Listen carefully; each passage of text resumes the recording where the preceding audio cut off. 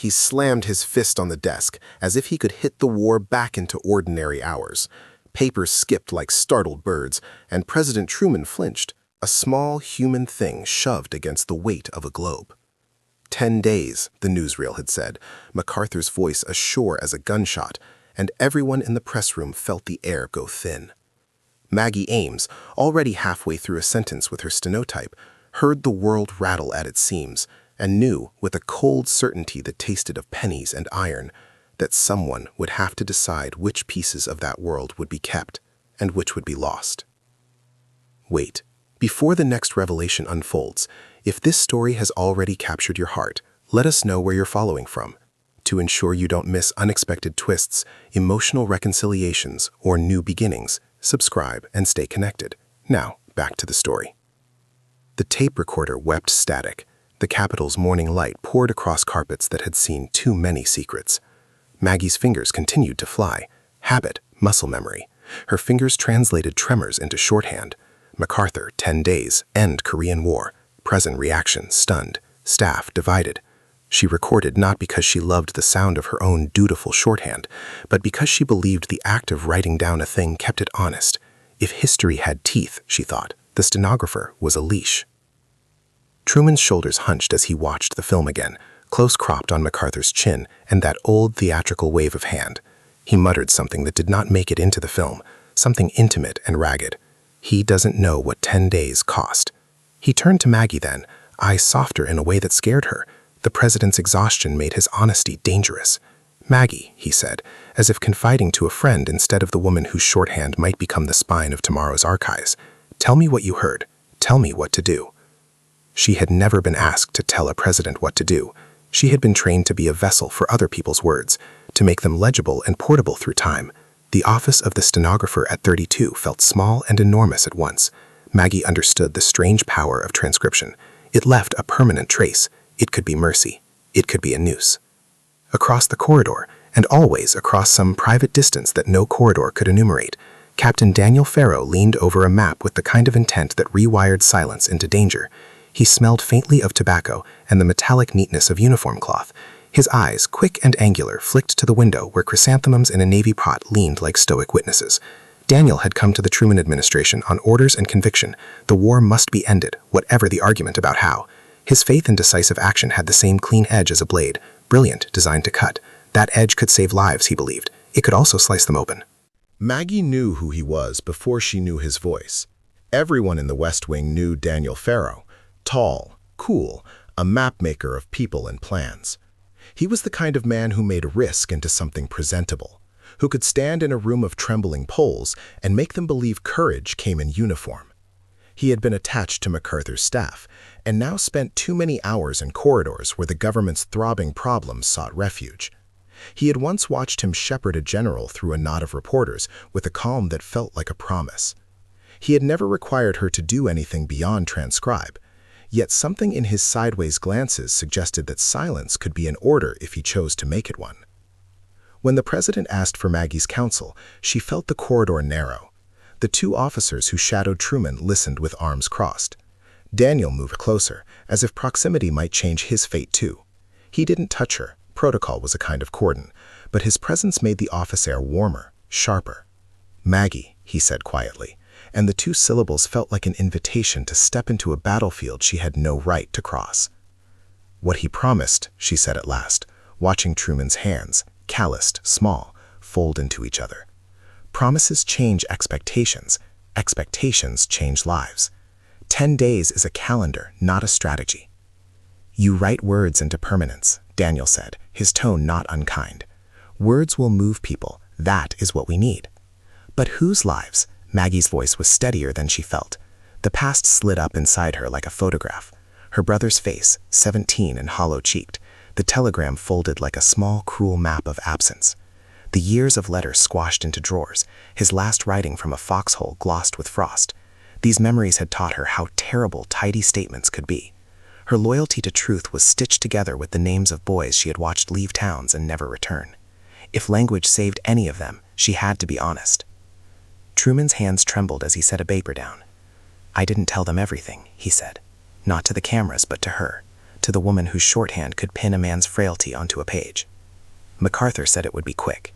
I let the country hear the hope, but I also told him we could not act without restraint. I can't. He stopped. He was not a man who wanted to be remembered as someone who gambled with sons and daughters. Daniel's jaw tightened. His job was to make gambles that had trajectories, intelligence that could be counted, strikes that could be timed. He didn't like uncertainty. To him, Truman's hesitation was concrete. It meant things could be lost. "Mr. President," he said, voice steady as a rifle, "if MacArthur can end it in 10 days, we must let him try." Maggie looked at Daniel and saw the assumption unspooled into its roots. Decisive men, decisive acts. She recognized the same hunger she sometimes saw in young men who looked to the sky for orders. It made her uneasy. There were always civilians in the periphery of those decisive acts. Children, market women, whole towns that had nothing to do with strategy, but everything to do with survival. She had been recording the names of casualties in small, careful hands for years. They blurred into a single sobbing ledger. In the days after MacArthur's promise, the West Wing filled with a flurry of clandestine corridors. Maggie's stenograph became a secret heart. She transcribed late-night briefings that smelled of coffee and fatigue, the kind of sessions where maps were laid like sacrificial cloths, and men argued in clipped tones about movement and attrition. She learned to read the shape of sentences. A full stop in a cable could mean an operation. An elliptical pause could mean caution. Daniel's presence in the room was constant, leaning over the lives of far-off soldiers, as though he could rearrange their fates by sheer will. There were moments, improbable and electric, when they spoke without the language of policy. In the stairwell, January air trailing behind each of them, Daniel asked, "Do you think men are ever right to promise what they cannot control?" Maggie almost laughed at the simplicity of it. "They do it all the time," she answered. "They think the word will carry them, but it doesn't. Sometimes words are all that's left when hands are too tired to do anything else."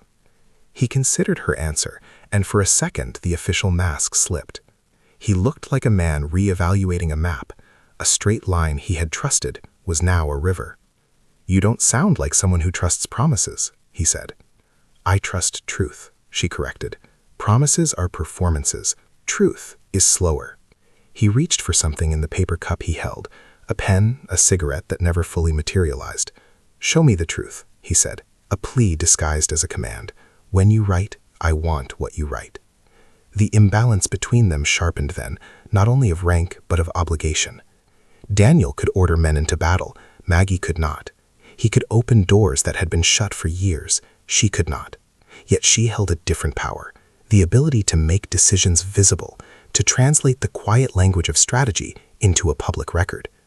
That record could shame generals, it could enrage a populace, it could free a body from bureaucratic indifference. The possibility of that power frightened Daniel in a way his uniform never had. Privately, Maggie began to collect things she wasn't supposed to, cables that arrived with jagged addresses marked eyes only, a copy of a briefing Daniel had left by mistake, its margins crowded with hand-sketched arrows and the soft shorthand of plans that might not align with what the president had promised. They were not yet levers, they were seeds, small and dangerous. The public, meanwhile, took MacArthur's 10 days and folded it into their kitchens and bars like a new preferred truth. Mothers in Ohio whispered about sons who might be coming home. A clerk in Kansas declared that the war would be over by payday. The country wanted a miracle, and miracles have a way of making people forget that truth often moves at the pace of the dead. Maggie's dilemma grew like a bruise. She could keep quiet, keep her stenograph clean, and her conscience numb under the weight of loyalty. Or she could act on the information she was collecting, disrupt promises that might cost more than they could ever contain. The knowledge of what the president had not said and what MacArthur had vowed sat between her ribs like a small and insistent heart. Daniel, for his part, began to see around Maggie's guarded eyes. He saw a woman who refused the rhetoric of heroism because she had watched the wreckage it left behind. He began to ask himself who he was becoming beneath the uniform's neatness, a man who believed in decisive action at all costs, or a man who could admit that certainty was often a weapon as blunt and dangerous as any shell. The weeks that followed turned into an inventory of small exchanges, stolen glances across paperwork, a hand on a doorknob pausing long enough to offer a question. A tertium quid of intimacy born out of shared unbearable knowledge. At night, Maggie transcribed the whispers of the administration into pages that no public would read for years. She cataloged promises and qualifiers, notes that might one day be used to answer the question of what they had known and when. Each time she wrote 10 days, she felt the letters tilt toward accusation. Each time Daniel stood nearby, she felt the air split into allegiance and attraction, each a dangerous thing. And in the middle of it all, the president, tired, human, kept asking for her counsel. He asked because he needed an anchor. He asked because Maggie's work was more than clerical. It was a small lamp cast into the dark corridors of history. He wanted her not just to record, but to help him hold accountable the very people who promised everything and sometimes delivered nothing but a wake. By the end of January, as snow crusted the White House lawn and the country waited for miracles, Maggie faced the first true tilt of her life. To remain invisible, a keeper of words, or to pull one into the light and risk everything. She knew that to act would be to break a quiet trust. To remain silent might be to betray the names she had been taught to honor. The dilemma sat like a letter on her desk, stamped, urgent, impossible to ignore. She turned the page, and for the first time in years, she felt her hands tremble not from cold, but from the weight of choice. Maggie woke at 3 a.m. to the sound of her neighbor's radio and the soft, persistent clatter of the city that never quite let grief sleep. She sat up, palms pressed to the coverlet as if she could hold her breathing steady, and the office opened behind her eyelids. Stenograph sheets, Truman's hand on a paper, Daniel's angle of light in the stairwell. The decision she had postponed during daylight, be invisible, be necessary, be careful, unspooled into a constellation of consequences in the dark. She had reasoned in margins and commas for so long that the world measured itself in notes. Now the notes wanted to be louder than she had intended. The next morning she found Daniel waiting by the archive door, hands tucked into his coat, breath curt as a salute. He did not smile. He held a packet of cables, one of them the copy she had seen in his margins, now with a strip of typewriter ribbon across its top like a wound. "You read much?" he asked without pretense. "Enough to know we're dancing on a seam," she said. Her voice had that brittle quality that made it seem younger than she was. "Enough to know 10 days is a plan and not a promise." He stepped closer, the scent of his jacket a clean, unfamiliar comfort that made her want to step away and step closer at the same time. "If we don't act, MacArthur will. And if MacArthur acts unrestrained, there will be nothing left for the White House to mend," he said.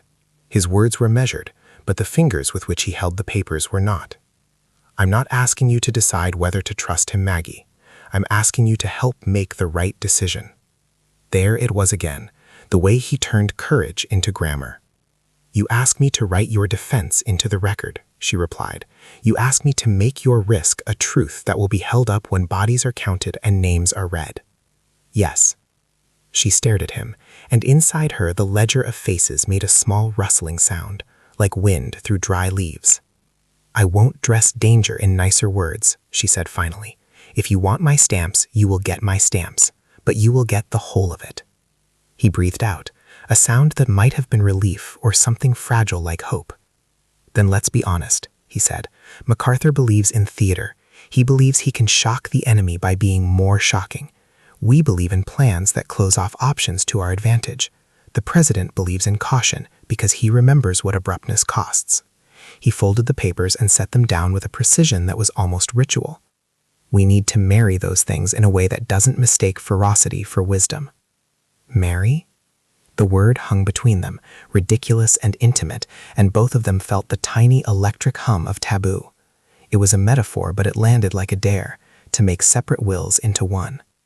"We don't even speak the same language." "We could," he said, softer, "if we let the truth be the shared thing." They found in the weeks that unfurled after a crooked intimacy made of necessity. Maggie's desk became a clandestine seminar from which both derived counsel. Daniel taught her to read the faces on maps, the rivers and ridgelines that spelled danger in a way that words could not. She taught him to listen for punctuation in parliamentary speech, to sense when a general's confident sentence concealed a bracing of fear. They argued over cable codes and casualty projections in the narrow hour after midnight when the West Wing breathed differently, when the building felt less like a command center and more like a fragile home. The emotional pull between them tightened with each shared secret. There were moments that should have been strictly professional that tasted like possibility. A hand lingering to point at a name on a roster. A laugh that slid out when the absurdity of being two people charged with the futures of thousands revealed itself in a private joke. But the imbalance never stopped humming underneath. The uniform. The way he could ask orders of men with fewer consequences. Her name tag, plain and crucialist beyond the ink it left. And then, the first obstacle arrived as an ordinary thing. A mistake. A junior aide, eager and brittle, filed a memo under the wrong date. It was a clerical error, benign in most offices, but in this one it carried the weight of an accidental prophecy. The memo suggested an operational window that lined up uncannily with MacArthur's 10-day claim. Someone could read it as confirmation that the president had authorized more aggressive tactics than he admitted. Someone could, and probably would. Maggie saw the memo first because she always saw the slips of paper that threatened to become storms. She recognized the neatness of the typing, the innocuousness of its tone. For one heavy moment, she considered burying it, folding it into the docket of boring bureaucracy and letting it be another forgotten sheet. For another equally vital moment, she considered the way her brother's last letter had been misfiled in a wartime registry, and how misfiles had caused families the chance to grieve properly. She thought about the ledger she kept in her head of all the ways paper had failed people, and then she thought of Daniel's steady gaze. "You have to tell someone," he said, when she showed him the memo, his voice a low instrument that had learned to play without end. "If it circulates as authorization, it's a war crime on paper. If we can correct it before it goes out, we can stop one of the things that would make MacArthur's promise reality." "You would fix the record for the White House," she said. "You would keep the president from being misread." "I would keep men from walking into places they thought were sanctioned," he said. "And you would keep the truth from being bent." The temptation to hide the memo, to smooth the edges of history, was fierce. It promised safety, the kind of safety that comes from pretending disaster can be averted by erasure. For a moment, Maggie imagined saving the memo into her drawer and never mentioning it. The thought of the president's hand on the paper again, of him seeing what his staff had almost let the public believe, felt like a small salvation. But then she pictured a mother in Ohio, waiting at a table with a cup of coffee gone cold, counting the 10 days like beads. That imagined woman, real in the way the names she archived were real, became the measure. Maggie took a breath louder than she intended and reached for the phone. The corrective was issued, and it was a small and vital thing. An internal notice clarifying the dates and stressing that no such authorization had been given. It was the right choice. It was also not enough. The memo had leaked to the press, filtered through an eager reporter's fingertips into a column that smelled of sensation. The headline the next day spoke of mixed signals, of a White House divided. People read division as failure. MacArthur's supporters read it as vindication. Daniel's answer was anger sharpened into action. He pushed against bureaucracy, drafting more robust communications, insisting on tighter controls, arguing for chain-of-command clarity. He moved with the confidence of a man who believed that the proper arrangement of facts could alter public fervor. Maggie admired his zeal and resented how easily his force could eclipse a gentler, more painstaking truth. She watched him meet a hostile reporter with clipped civility, saw him frame the narrative so tightly that the room seemed to fold around the story he wanted to be told. The second obstacle was subtler, the president's own fatigue. Truman, who had invited Maggie into the center of his disquiet, began to retreat into a smaller politeness. The more the country buzzed with predictions and counter-predictions, the more he clung to the idea that restraint might be his saving grace. For Maggie, this hesitance created a new ache. She loved Truman's humanity, yes, but she feared that his unwillingness to be bold might become paralysis and leave young soldiers to muddle through indefinite danger. "You're asking me to choose between two kinds of harm," she told Daniel in the quiet of the library one evening. The table was piled with reports, enough to make a small paper-grown forest. Either restraint that turns into abandonment, or action that becomes an irreversible storm. Daniel looked at her, and for a second the soldier in him warred with the man who had started to think in quieter terms. "We can't accept indefinite cost," he said. There's a point where restraint becomes complicity. And there's a point where action becomes atrocity, she countered. He closed his eyes and leaned his forehead against his clasped hands. God help us, he murmured. I never thought I'd be praying that men would be patient. Neither did I, she said. Her voice then, a thread of sorrow that could hold both truth and tenderness. He opened his eyes and met hers, and in them she saw a future full of dangerous promises and reluctant mercy. They stood on opposite banks of the same river, and the question was whether they would try to bridge it together or watch each other drown, reaching. The third obstacle arrived as a test of loyalty. An aide from MacArthur's team requisitioned minutes from a recent meeting, minutes that Maggie had taken. The request was polite and official, but Daniel's face changed when he saw who sent it. That change was small, a catch in his throat, a tightening at the mouth, but Maggie recognized the look. It meant a truth might be asked to bend. You can't give them everything, Daniel warned her later, when they were alone in the stairwell. The buildings hum like an old engine around them. Not without the president's permission. I'm not giving them anything illegally, she said, sharper than she intended. But they have a right to records, it's normal. Normal doesn't mean safe, he said. MacArthur's staff will use what they can to make a case, to force action. They will spin ambiguity into consent. She thought about what giving the minutes might mean, a paper trail that could absolve the very people she feared. She sat with the choice until dawn chased the early shadows, and finally chose a small, guarded defiance.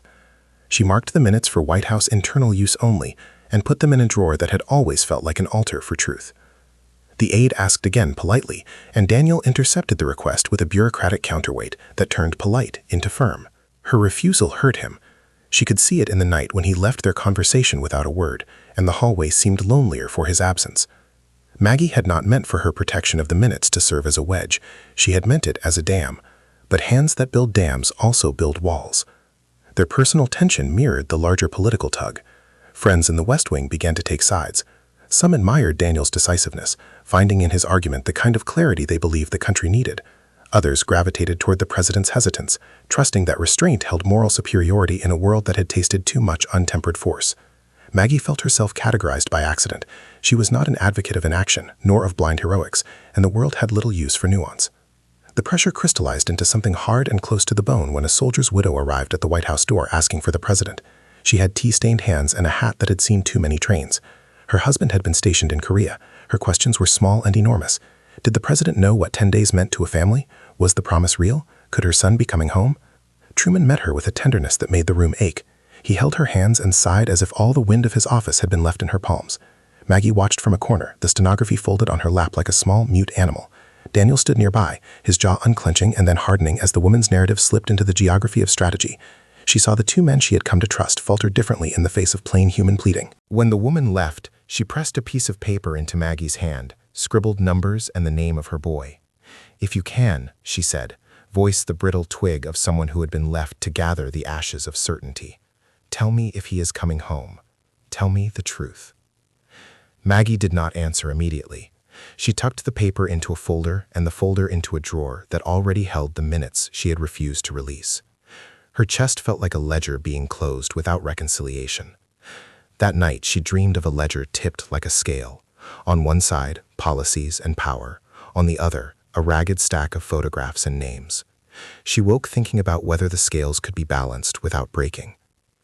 The weeks that followed were a series of small clarities that were also cruelties. When the president asked her to stay late and read through a speech he would not yet deliver, he began by saying, "Maggie, tell me if this reads like a man afraid." His voice had the fragile honesty of someone who would rather be seen than make a mistake in public. She told him the truth. "It reads like a man who remembers the price of hasty victory," she said. "It reads like a man wanting to be honest with families." "Then let's write it plainly." He smiled at her, an exhausted, grateful curve. "I'm counting on you." The burden of being counted on settled differently then. Maggie understood she was not just recording history now, she was crafting a voice that would be measured against the lives of others. Daniel's presence in the room when they drafted that speech felt like pressure and sanctuary both. He made suggestions, sharper verbs, a detail about timing, and she accepted some and pushed back on others. They argued until they found a rhythm where their differences did not annihilate each other, but made a sentence more honest. Still, the pool between them grew more dangerous. One night after a long meeting, Daniel walked her to the end of the corridor where the East Room's windows glinted with the snow's memory. The world was quiet, save for the muffled beat of distant traffic and the whisper of the lamplight on the White House brick. "You could leave," he said suddenly, not as a threat but as an offer. "There are places safer for you than this." "Leave what?" she asked. "My desk, my duty, the people who trust me?" "The danger," he said. His hand hovered near hers and did not rest. The proximity was an accusation. "The way you hold other people's grief. You shouldn't have to be the thing that anchors everyone." She laughed, a short sound that carried hurt. "Someone has to sign the ledger, Daniel. Someone has to make sure history doesn't just become what loud men say it is." He searched her face like a man seeking a map's edge. "What if history needs you to be more than a ledger?" he asked. "What if it wants you to be a witness that stops things before they happen?" "I am a witness that stops things before they happen," she insisted, in lots of small, invisible ways. But witnesses can't be everything. And lovers? He tried the word like a lit match, and the flame ran briefly over the facades of both their lives, warming until it threatened to burn. Can lovers be something else? Her throat tightened. The ladder of possibilities was both forbidden and ablaze. The power imbalance glared in the dark. He could command action. She could command truth. Love between them would be a knot of duty and danger, a place where the risk of being used was high and the risk of being lost even higher. They did not answer that night. The world around them slept in a way that made the White House feel like a cough between breaths, an essential, dangerous sound. They returned to their tasks the next day, the unspoken question folded back into the drawer of all the other decisions that had to be made. Which risks would be taken, which truths would be told, and whether together they could hold the line without losing each other. As February leaned forward, the tension became less a series of discrete obstacles and more an atmosphere. Each small refusal, each small concession built a pressure that felt like the slow tightening of a vice. Maggie watched as Daniel rode that pressure like a man who had always believed he could steer storms. She began to see him not only as the captain of plans, but as someone who had to learn restraint in the face of conviction. She began, more painfully, to see herself not only as an archivist, but as a person who could not be content with mere observation. Their relationship had shifted from professional cooperation to something that made both of their roles more fraught.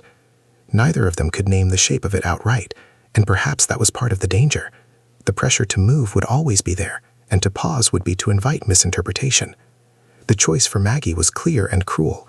She could demand clarity from others, but not from the man she was beginning to love. And so they continued to wrestle, privately and publicly, with a question whose answer would decide more than their hearts. How to keep a promise that could save a nation without making martyrs of its children, and whether two people from different ladders of power could build a foundation steady enough to stand under the inevitable storm. The first thing Maggie heard was Daniel's laugh, sharp and unbelieving, followed by a sound that felt like a fist against a ribcage, the reporter's voice from the radio across the room reading aloud a paragraph that had been meant for other hands. "They've printed it," Daniel said before Maggie could form a question. His voice had the paper-thin quality of someone surprised by their own fear. "They've run the minutes." Maggie's fingers went lax on the page she held. Her own careful hand had written every line, and for a single suspended second she could only see type, then the faces of the men and women who would be named by those lines. The city outside the White House seemed to press closer, as if the noise of ordinary life wanted to hear what would become of the names in the paper. "What do you mean they've run the minutes?" She said the question like someone calling into a well, because the answer itself felt like falling. Daniel jabbed at the radio, turned it up. The report was clinical in its fury. The leaked minutes, they said, suggested an implicit authorization for operations to accelerate. The reporter used the word confirmation, which is close to absolution, and the nation took that for an answer. The article had pieces of the truth and whole sections of other people's spin. It made the president look weak and MacArthur look inevitable. It made the White House's careful hesitations read as cowardice. Maggie tasted metal. "Who?" she began, then stopped because the question was an accusation, and because to ask it out loud would be to admit the depth of her terror. Someone had taken the thing she had refused to release, the minutes she'd set aside, and turned the small, private record into a public weapon. Daniel's face was something in motion between rage and something rawer, the sensation that the world they had been trying to steward had been stolen from their hands. "There's only one place those copies were," he said. The corridor is tight. Someone had access. Someone wanted this maid to look like a White House admission. And yet, Maggie said, the words steadying like a rope thrown between two cliffs, I didn't give it to them. He held her then, the look in his eyes unreadable. For a second, the soldier, the man of maps and plans, was replaced by someone who simply needed someone to tell him who to trust. Who else did? He demanded. She said the name she shouldn't have. Old nerves unreeled. Protocol. The long list of men with keys. The junior aides whose ambitions were sharp as knives. An aide, she said. Small list of possibilities. But I didn't. He grabbed her by the shoulders like a captain catching a young sailor who had slipped. You didn't leak, he said, and in the way he said it she smelled disbelief and the tremor of something else. You didn't, Maggie. You would never. I could have, she heard herself reply, and the sentence landed like an accusation against herself. I had access. I could have. He let go and stepped back, and the distance between them became a room in which both men and wrong decisions could live. Then we'll find them, he said. We'll find who did this. They did not find the perpetrator that night. What they found instead, cracked open like an old wound, was a truth that was private and doctrinal, and worse because it was close. A set of cables, red-flagged and annotated in Daniel's hand, suggesting preemptive strikes staged outside the parameters the president had confessed to. The margins of those cables were not neutral. They were filled with the confident shorthand of someone who had already decided escalation was not merely an option, but a plan to be smuggled into happenstance. Maggie read them as if she were inhaling smoke. There were coordinates, timings, lists of logistics, the kinds of facts that turned calculus into carnage. Daniel, who had spent nights teaching her how to see strategy in contour lines, had evidently begun to draw his own ink on the map. His handwriting, so familiar, traced possible points of incursion and contingency strikes. The paper did not lie about intent. He watched her with an expression that made her pity him and fear him and love him in a splintered way. We'd discussed contingency measures, he said, quiet and brittle. We always keep those ready. It's insurance. Insurance for who? She shot back. Who are you insuring, Daniel? The president? The men in the field? MacArthur's theater? Because these measures read not like backup, but like blueprints. You don't understand command, he answered, sharp. You don't understand how plans have to be ready before they're needed. You can't scribble resolve on a napkin in the middle of a crisis. And you don't understand what it is to hold a ledger of faces, she returned. You can't assume collateral will be acceptable to the ones who will suffer it. He looked like someone considering the depth of a sea he had never fully known. I thought we were on the same side, he said, and the words were a grief. We were, she said, and they were both remembering nights of shared paper and coffee. We were trying to be different kinds of brave. That admission didn't sew them together. It decomposed into something else, suspicion. If he'd been compiling covert crayons, what else had he hidden? If she'd been holding back minutes, what else had she withheld? The intimacy that had been their map, mutual correction, bitter humor, hot, practical tenderness, began to look like two sketchers who'd drawn different landscapes over one another, and then discovered the paper had been erased in key places. Their public lives did not help. The press smelled blood. Accusations spun like a knife.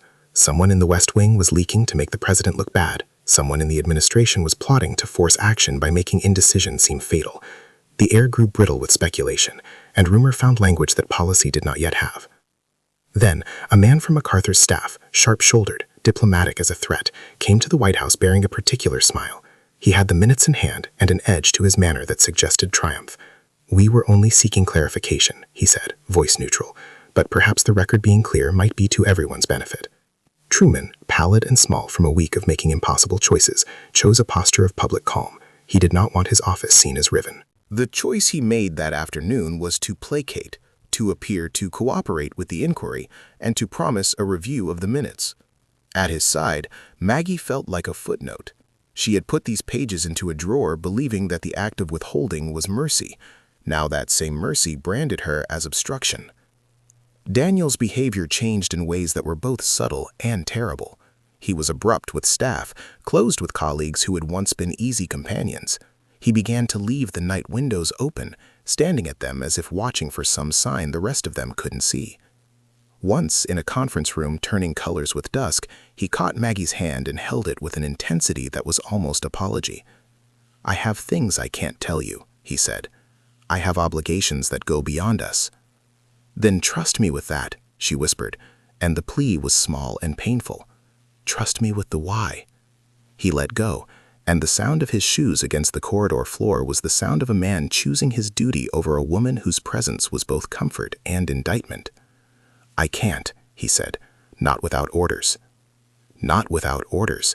The sentence was a hinge that swung between them and closed on the possibility of their union. It meant he would obey commands that might harm the very human beings she spent her life trying to remember. It meant he would put in motion things that only pages like hers could stop.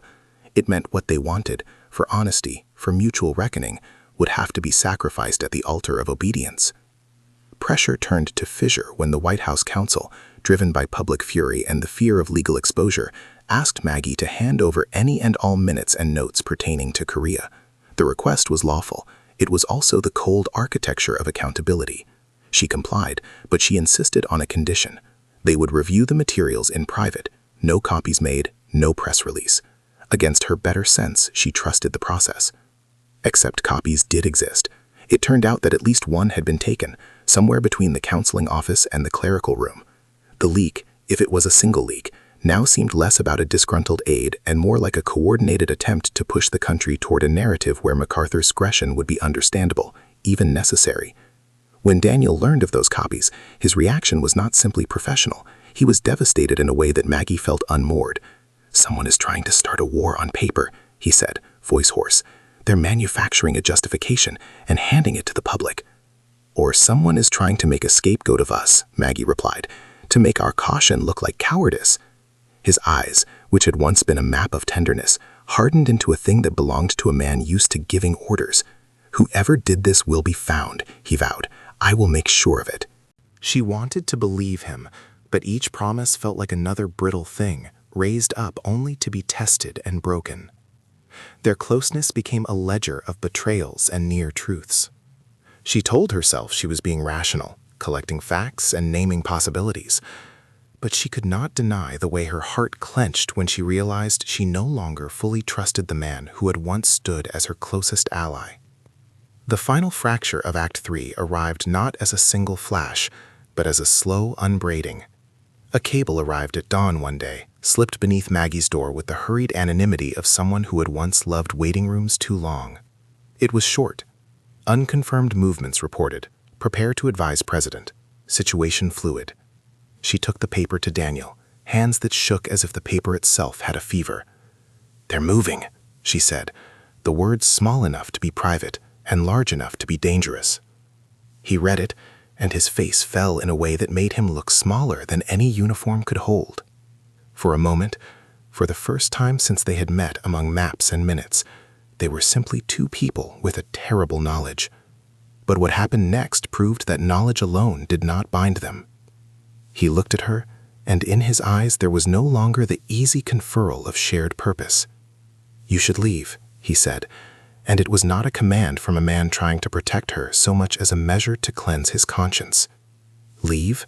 The word landed cold. "Where would I go? Hide? My work is here." He closed his eyes like a man who needed to rehearse the lines of his own life.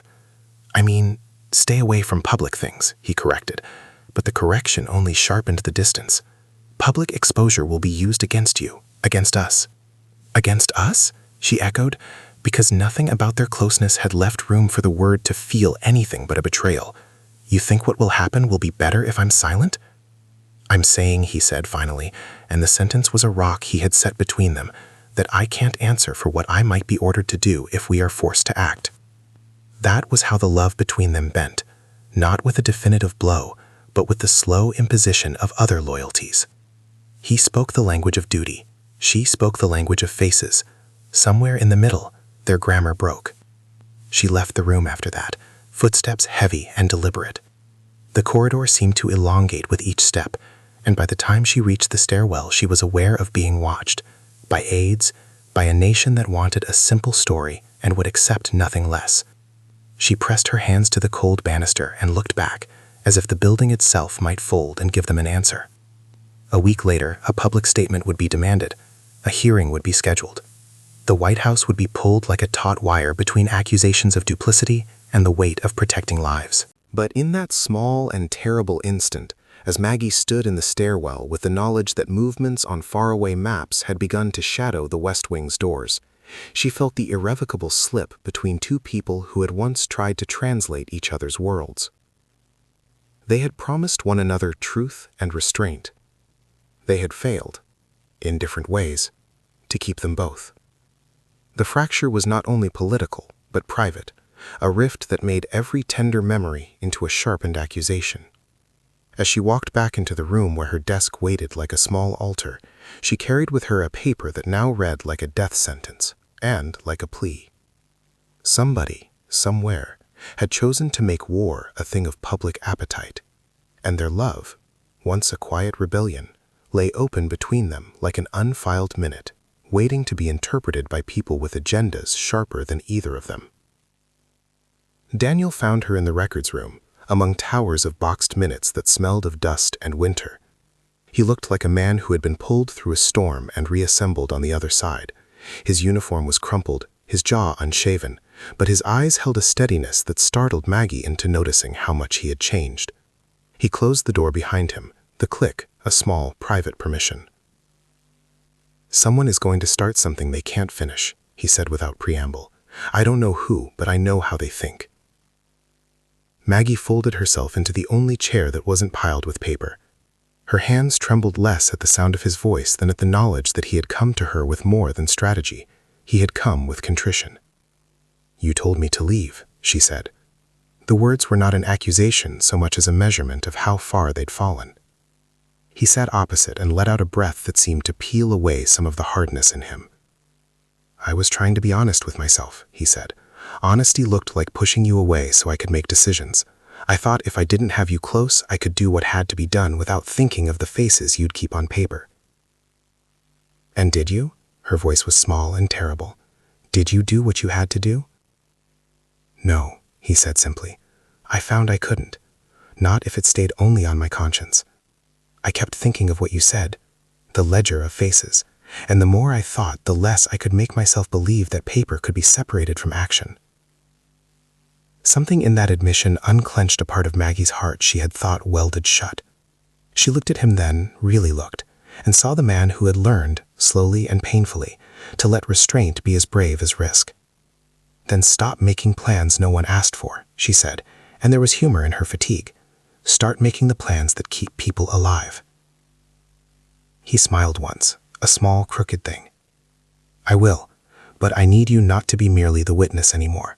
I need you to be my conscience on the public record. Help me translate what we will do so it cannot be twisted into something monstrous." She thought of the widow's paper, of the boy's name, of all the small and terrible things she had promised herself she would guard. A new calculus formed. To risk her career to stop the men who made war a neat exercise on a map.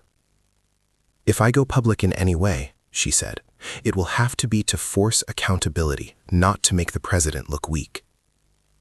We make a plan together, clear, constrained, verifiable, and we put it in the record. No half-truths, no secret contingencies."